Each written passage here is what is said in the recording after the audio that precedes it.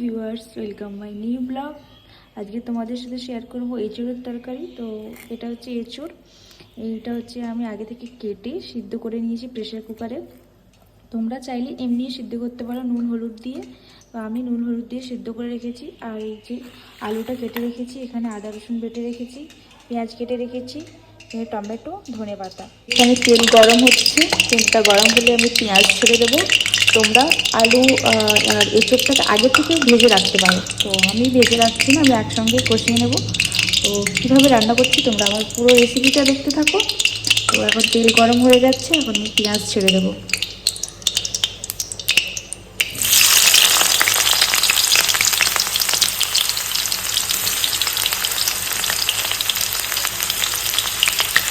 পেঁয়াজটা একটু ভেজে নেব, আর শুকনো লঙ্কা দিয়ে দিচ্ছি।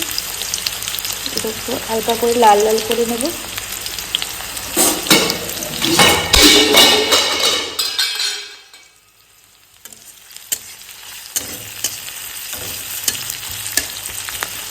সুন্দর এইভাবে রান্না করলে হালকা করে লাল লাল করে নেবে। এখন আমার পেঁয়াজ আর লঙ্কাটা লাল লাল হয়ে এসছে, এখন আমি ছেড়ে দেবো আদা রসুন বাটা। আদা রসুন বাটাটা একটু নেড়ে চেড়ে নেবো। আদা রসুন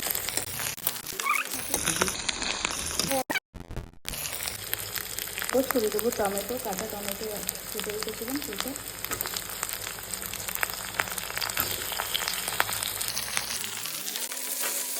একটু লাল লাল হয়ে গেছে, এখানে আমি দিয়ে দেবো হলুদ গুঁড়ো স্বাদ মতো। আমাদের স্বাদ মতো একটু হলুদ গুঁড়ো দিয়ে দেবো, লঙ্কার গুঁড়ো,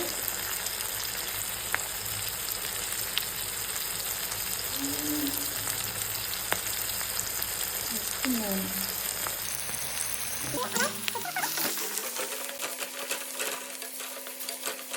চলো, এবার লাল লাল করে কষানো হয়ে গেছে সব কিছু। এবার আমি ছেড়ে দেবো এখানে আলু। আগে থেকে কাটা ছিল, পিস পিস করে রাখা ছিল আলু। আলুটা আমি যেহেতু ভাজিনি, তার জন্য একটু বেশিক্ষণ টাইম নিয়ে কষিয়ে নেব। তোমরা চাইলে আগে থেকে ভেজেও রাখতে পারো হালকা করে হলুদ আর নুন দিয়ে। তো আমি এখন আলুটা ভালোভাবে কষিয়ে নেব। কষিয়ে নেওয়ার পরে আমি এঁচোড় ছেড়ে দেবো এর মধ্যে।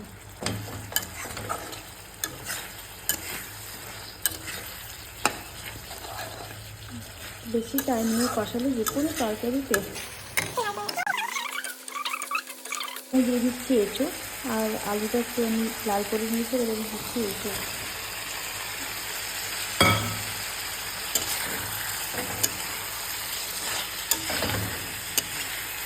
এভাবে 2-4 মিনিট কষিয়ে নেওয়ার পর আপনারা জল দিয়ে ঢেকে রেখে দেবেন। সিদ্ধ হয়ে যাওয়ার পরে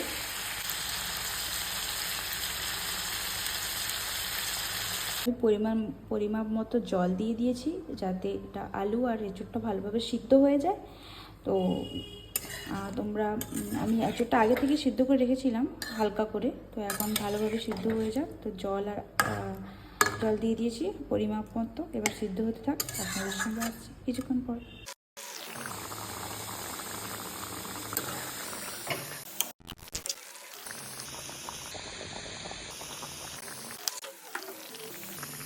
এঁচোড়ের তরকারিটা প্রায় হয়ে এসছে। এবার আমি এর মধ্যে ধনেপাতা দিয়ে দেবো হালকা করে। আপনারা যে যার মতো দিতে পারেন, আপনারা ধনের গুঁড়োও দিতে পারেন, ধনে জিরে যে গুঁড়ো থাকে। আমি ধনেপাতা দিয়ে দিলাম। এবার দেখুন বন্ধুরা, এঁচোড়ের তরকারিটা প্রায় হয়েই গেছে। তো আপনারা যত পারবেন জলটা, যে ঝোলটা, এঁচোড়ের তরকারির যে ঝোলটা, সেটা কমিয়ে রাখার চেষ্টা করবেন।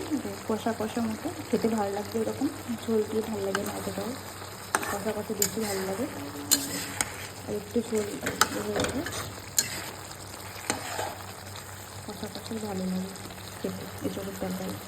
গুঁড়ো মশলা কিছু দিয়ে দেবো।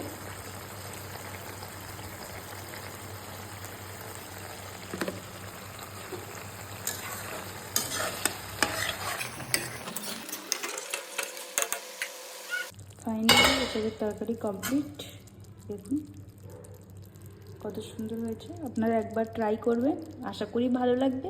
তো আজকের ব্লগটা এতটুকুই। তো আপনারা পুরো ভিডিওটা স্কিপ না করে দেখতে থাকুন, আশা করি ভালো লাগবে। একবার ট্রাই করুন, আশা করি খেতে ভালো লাগবে। তো আজকের ব্লগটা এতটুকুই। লাইক কমেন্ট শেয়ার করে দিন প্লিজ সবাই। তো টাটা, আল্লাহ হাফেজ, আবার দেখা হচ্ছে নেক্সট ভিডিওতে।